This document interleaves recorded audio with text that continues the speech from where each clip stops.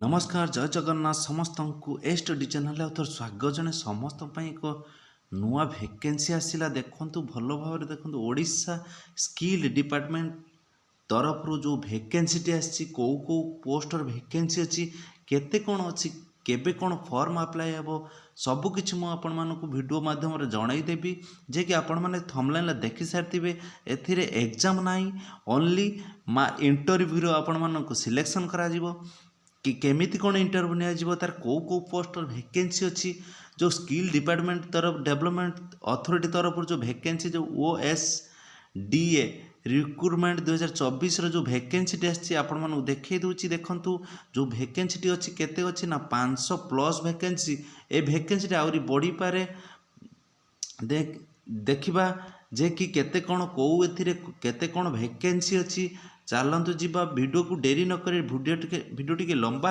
हो Odisha skill development authority recruitment 2024 रो vacancy T अच्छी various post सबु प्रकार पोस्ट अच्छी एटा मेल और फीमेल एटा को अप्लाई करें सबकि देखंतु टोटाल वैकेंसी आपन जनई देखी 500 प्लस वैकेंसी अच्छी पोस्ट ना कौन कौन अच्छी पोस्ट ना सब अच्छी देखंतु फील्ड क्रेडिट ऑफिसर अच्छी +2 पास केते कौन वैकेंसी अच्छी ए जनईबी लास्ट को जाकि कौ कौ एते वैकेंसी अच्छी फील्ड क्रेडिट ऑफिसर +2 पास जो माने +2 पास करिथिबे सेही माने एटा को अप्लाई करि परिबे। तापर देखंतु मोबाइल असेंबली ऑपरेटर जे कि मैट्रिक +2 ITI जो माने एई या भितर को जोटा गोटे थी से मानेटा को भी अप्लाई करें। तापर देखंतु सुपरवाइजर +3 कंप्लीट करथिबे जो PCM रे साइंस PCM रे जो माने +3 कंप्लीट करथिबे से माने एटा को अप्लाई करें। सुपरवाइजर जो डिप्लोमा जो माने करथिबे सेटा को अप्लाई करें। सेल्स एग्जीक्यूटिव जो माने +3 कंप्लीट करथिबे सेटा को अप्लाई करें। जे कि कुकरो जो माने 10th पास करथिबे से मानेटा को अप्लाई करें। यही भाव में केते गुडे पोस्ट अच्छी हाउस कीपिंग अष्टम पास जो माने अष्टम पास करथिबे एटा को अप्लाई करें। होम नर्सिंग जो माने ANM करथिबे सेटा को अप्लाई करें। यही भाव में केते गुडे पोस्ट अच्छी बहुत भल पोस्ट जे कि आपण माने देखि पारुथिबे जे कि देखंतु मो जदिका सब किछि एटा को जणेबी बहुत वीडियोटी लंबा हो EEOT 10th पास करिथिबो जो माने हेटा को अप्लाई करि परिबे। भल बार देखंतु डाटा एंट्री ऑपरेटर भी अच्छी ए संगरे सबु किछि वीडियो रे आलोचना करा जायछि। अष्टम श्रेणी पास भी आपण माने अप्लाई करि परिबे। सिक्यूरिटी गार्ड एथिरे अच्छी 10th लेवल ले सिक्यूरिटी गार्ड भी आपण माने एटा को अप्लाई करि परिबे अष्टम श्रेणी पास। तापर देखंतु भल भाव एटा पंचम श्रेणी पास जो माने भी अछंती सेटा को अप्लाई करि परिबे पंचम श्रेणी पास रे।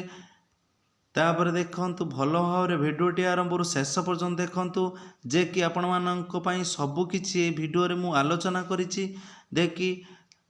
तापर देखंतु आपण मानक एज लिमिट केते अछि एज लिमिट अछि केते ना 18 रु 30 वर्ष भितर जो माने थिबे सेही माने एटा को अप्लाई करि परिबे। जे कि 18 वर्ष पाखरु 30 वर्ष भितर जो माने थिबे हेडा को अप्लाई करि परिबे। सैलरी आपण मानकु दिया जायनी जे कि सैलरी पोस्ट को नेकी बंटा जीवो सैलरी सेति पई पोस्ट सैलरी मैंडेटरी करी नाही। तापर देखंतु सिलेक्शन प्रोसीड्यूर आपण मानकु जणाइथिली जे कि सिलेक्शन प्रोसीड्यूर ओनली इंटरव्यू रहिबो ओनली। तापर देखंतु डेट ऑफ इंटरव्यू केबे टू स्टार्ट हो इंटरव्यू गोटे दिन ही रहिबो। आपण भल भाव देखंतु फेब्रुआरी 2 तारिख रे यार इंटरव्यू रहियो कौ कौ जगार इंटरव्यू हम आपण जणाई दउची। देखंतु चुआपड़ा पारादीप मयूरभंज ए तीनोटी जगार इंटरव्यू रहिबो।